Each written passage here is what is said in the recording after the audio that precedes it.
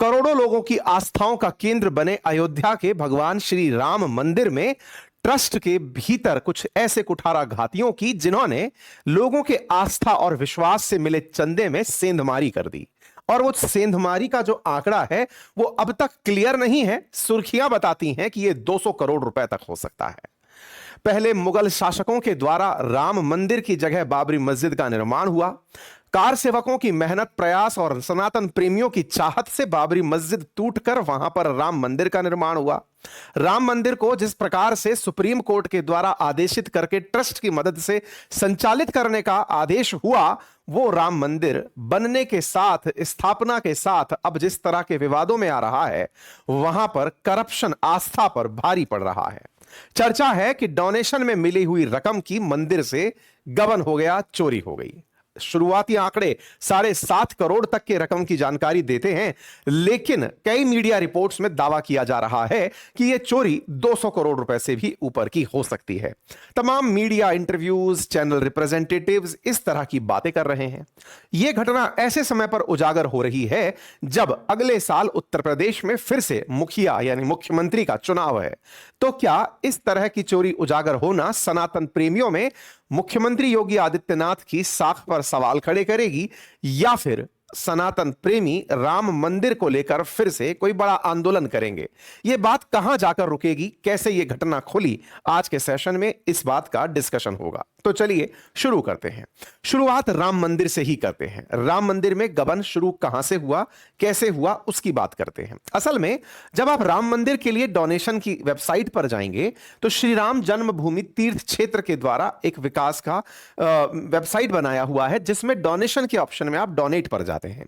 जब आप donation options में जाते हैं तो आपको तमाम प्रकार के बैंक्स के डोनेशन ऑप्शंस क्यूआर कोड समेत दिखाई पड़ते हैं, लेकिन यह तरीका हुआ ऑनलाइन डोनेशन का। लेकिन बहुत सारे श्रद्धालु भक्त जब मंदिर पहुंचते हैं तब जाकर चढ़ावा चढ़ाते हैं। यह चढ़ावा कुछ सिक्के से लेकर कई रुपयों, कई करोड़ों तक भी हो सकता है। कुछ भक्त ज्वेलरी भी चढ़ा देते हैं। ऐसे में इन सबकी सार संभाल करने की जिम्मेदारी आती है श्री राम जन्मभूमि तीर्थ क्षेत्र ट्रस्ट के लिए। अब यह ट्रस्ट क्या है, इसको समझिए। जब राम मंदिर पर सुप्रीम कोर्ट के द्वारा फैसला सुनाया गया तो उसी समय सुप्रीम कोर्ट ने केंद्र सरकार को आदेशित किया कि आप राम जन्मभूमि तीर्थ क्षेत्र ट्रस्ट का निर्माण करिए, जो इस मंदिर का निर्माण करेगी, संचालन करेगी, व्यवस्थाओं की देखभाल करेगी। इस ट्रस्ट को केंद्र सरकार द्वारा फरवरी 2020 में ही बना दिया गया था। यही ट्रस्ट तब से लेकर मंदिर निर्माण से लेकर संचालन की व्यवस्थाएं संभाल रही है, जिसमें दान से प्राप्त राशि का भी देखभाल शामिल है। आज की वर्तमान इस ट्रस्ट के अंदर महंत नृत्य गोपाल दास शामिल हैं, गोविंद देव गिरी शामिल हैं, चंपत राय शामिल हैं, के पराशरण शामिल हैं, नृपेंद्र मिश्र शामिल हैं। केंद्र सरकार की तरफ से एक नॉमिनेटेड ज्वाइंट सेक्रेटरी लेवल का ऑफिसर शामिल है। 15 सदस्यीय इस समिति के अंदर पदेन सदस्य के रूप में राज्य सरकार की ओर से भी एक व्यक्ति, जिला अधिकारी अयोध्या, स्वामी वासुदेवानंद सरस्वती, स्वामी विश्वपराशनंद तीर्थ, परमानंद गिरी, डॉक्टर अनिल मिश्र, कृष्ण मोहन और महंत दिनेंद्र दास प्रेजेंट हैं। यानी कि ये जो सदस्यों की संख्या आप देख रहे हैं, इनके अंदर ये जो लोग आपको दिखाई दे रहे हैं, इनमें सबसे ज्यादा चर्चित लोग कौन है, अब वो जान लीजिए। जिनके ऊपर सबसे ज्यादा सवाल इकट्ठे हो रहे हैं, उनमें सबसे ऊपर चंपत राय का नाम है, दूसरे नाम पर चल रहे हैं अनिल मिश्र और तीसरे नाम पर चल रहे हैं गोपाल। उनके बारे में आपको 15वें सदस्य के बारे में आगे चलकर बताएंगे। तो आपको यह जानकारी निकलकर आई कि यह काम ट्रस्ट के द्वारा किया जा रहा था। अब आपको मंदिर निर्माण की पूरी इतिहास से और श्रद्धालुओं की संख्या से कुछ जानकारी देते हैं। मंदिर जब से निर्मित हुआ 2022 में लगभग 2.39 करोड़ लोग दर्शन करने के लिए पहुंचे। प्राण प्रतिष्ठा के बाद 2023 में 6.25 करोड़ लोग दर्शन के लिए पहुंचे। 2024 में लगभग 16.5 करोड़, 2025 में लगभग 30 करोड़ श्रद्धालु पहुंचे। 2026 की शुरुआत से लेकर अब तक 7 करोड़ दर्शनालु पहुंच चुके हैं।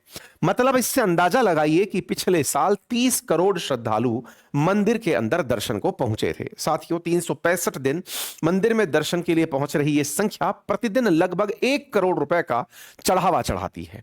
यह जो 1 करोड़ रुपए का चढ़ावा औसत निकल कर आता है, इसकी रोज गणना कैसे होती है, अब उस प्रक्रिया को जानिए। इंडिया टुडे की एक खबर के अनुसार वित्त वर्ष 2024-25 में इस ट्रस्ट को 327 करोड़ रुपए मिले थे।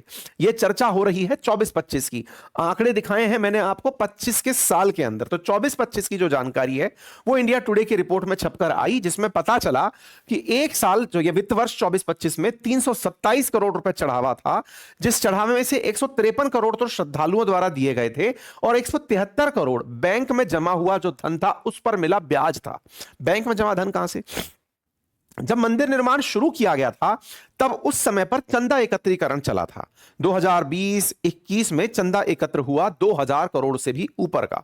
आज वो चंदे की रकम 4,500 करोड़ पार हो चुकी है, जो मंदिर निर्माण के समय श्रद्धालुओं द्वारा दी गई थी। उनमें से 2,500 करोड़ रुपए की लागत से वर्तमान मंदिर का निर्माण हुआ, जो लगभग 70 एकड़ जमीन में विस्तृत है। 2,500 करोड़ की लागत से बने इस मंदिर के बाद बची हुई राशि बैंक में जमा है और उस पर मिलने वाला ब्याज 2024-25 का आंकड़ा मैंने आपके सामने रख दिया। तो यह इंडिया टुडे की रिपोर्ट से आंकड़ा मैंने आपके सामने रखा। अब सवाल है कि ये जो 153 करोड़ रुपए 24-25 में आए, ये कैसे एकत्र किए जाते हैं? इसकी एक विशेष व्यवस्था है। व्यवस्था क्या है? वहीं पर सारा लूप पोल है, आपको इसलिए उस व्यवस्था को समझना होगा।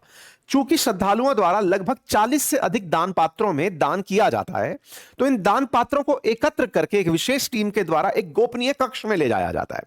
असल खेल उसी गोपनीय कक्ष में होता है। अब सवाल बना कि क्या इस गोपनीय कक्ष में कोई कैमरा नहीं लगा है क्या? बिल्कुल, कैमरा भी लगा है, पूरी टीम भी है, और तो और व्यवस्था के नाम पर एसबीआई के कर्मचारी भी हैं, तो ऑडिट करने के लिए टीसीएस जैसी कंपनी भी है।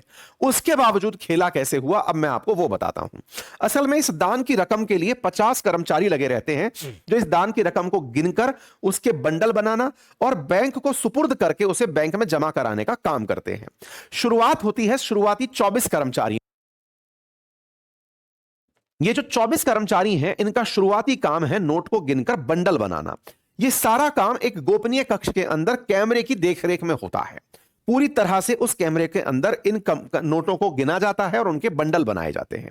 और इस काम को करने के लिए, यानी नोट गिनकर बंडल बनाने के लिए, एक प्राइवेट एजेंसी को ट्रस्ट ने हायर किया हुआ है। बस यही सारा खेल है। बताऊंगा कैसे, आगे देखिए।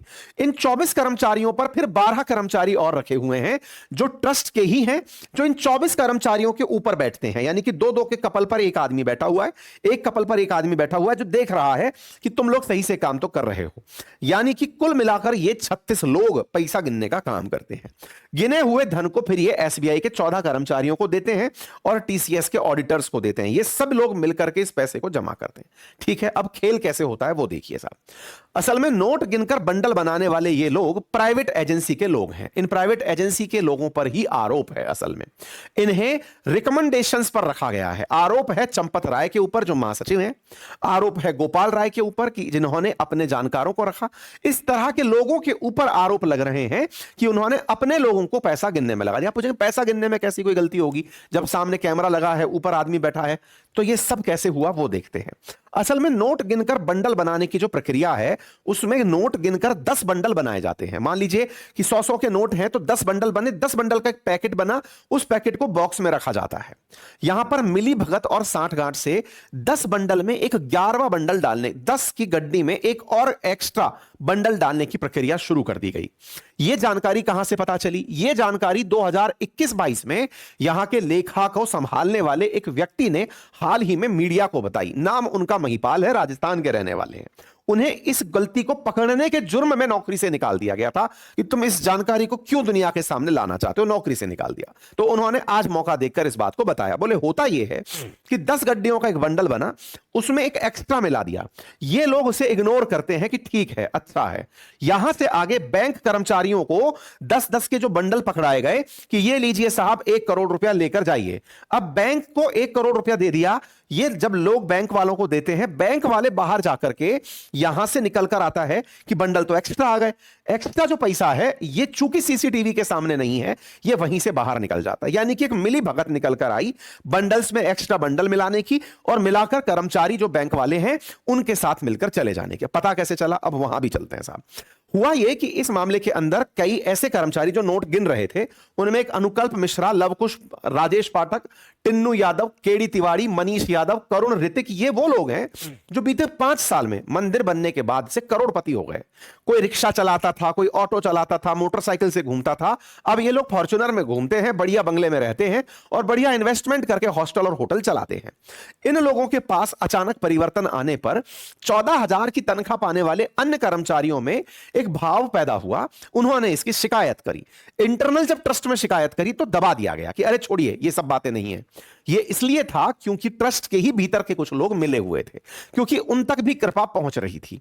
यह बात धीरे धीरे इन्हीं लोगों के द्वारा बाहर सार्वजनिक कर दी गई, जो अंदर नोट गिनने का काम कर रहे थे लेकिन समझ नहीं पा रहे थे कि पड़ोसी इतने पैसे वाले कैसे हो रहे हैं। उन्होंने यह बात हल्के से सार्वजनिक करना शुरू किया। बात सार्वजनिक हुई 7 जून रविवार के दिन। सपा के एक नेता हैं पवन पांडे, उन्होंने इस बात को पब्लिक कर दिया। उन तक इस तरह नोट गिनने वालों ने बात पहुंचा दी। यह बात बाहर निकली तो सपा के मुखिया अखिलेश यादव जी ने इसे ट्वीट पे कर दिया। बस एसआईटी का गठन हो चुका है, पुलिस जांच करना शुरू कर चुकी है, 2 करोड़ रुपए बरामद हो चुके हैं, जांच एजेंसीज तेजी से जांच कर रही हैं, दिल्ली से उठाकर नपेंद्र मिश्र को दोबारा भेजा गया है, प्रधानमंत्री जांच करवा रहे हैं, सब कुछ चलना शुरू हो गया। मतलब एक ऐसा लीकेज था जो कि ट्रस्ट की मिलीभगत से चल रहा था लेकिन सामने नहीं आ रहा था। चंपत राय जो है वो महासचिव हैं, दान का मुख्य प्रबंधन, कर्मचारियों की नियुक्ति और निर्माण संबंधी कार्यों की देखरेख करते हैं। इनके ही सेल मतलब पूरे की पूरे तत्वाधान में काम होते हैं। अविमुक्तेश्वर आनंद जो शंकराचार्य जी हैं, उन्होंने कहा कि जिसका नाम ही चंपत हो, जो चंप धातु से बना नाम हो, जो ले उड़ेगा माल लेकर, जिसका नाम ये हो उससे और क्या अपेक्षा रख सकते हैं। ये उनका अपना तथ्य है। इसके अलावा चंपत राय पर पहले भी कई सवाल उठते रहे हैं। आम आदमी पार्टी उनके द्वारा 2 करोड़ की जमीन को 24 करोड़ में खरीदने का आरोप लगाकर यह कहती रही है कि वो पैसे को 1 का 2, 2 का 1 करने में बिजी रहे हैं। तो चंपत राय पर संतोष दुबे जो धर्म सेना के संस्थापक हैं, उनका भी आरोप है। ये तो अब केस करने तक पहुंच गए हैं, एफआईआर तक कराने पहुंच गए हैं। इनका यह कहना है कि चंपत राय इतने आलीशान घर में रहते हैं, कमाई का साधन बताओ, कमाते कहां से हो? दर्शन कराने से, वीआईपी दर्शन से? पैसे का स्रोत क्या है तुम्हारे पास? तनख्वाह का स्रोत क्या है? इतनी बढ़िया सी चीजें तुम गड़िया गाड़ियों में घूम रहे हो, कहां से रहे हो? दूसरा नाम आता है गोपाल राव के ऊपर। ये व्यवस्थापक हैं, इन्होंने निर्माण कार्यों की निगरानी करी है और व्यवस्था संभालना मंदिर परिषद की इनकी जिम्मेदारी है।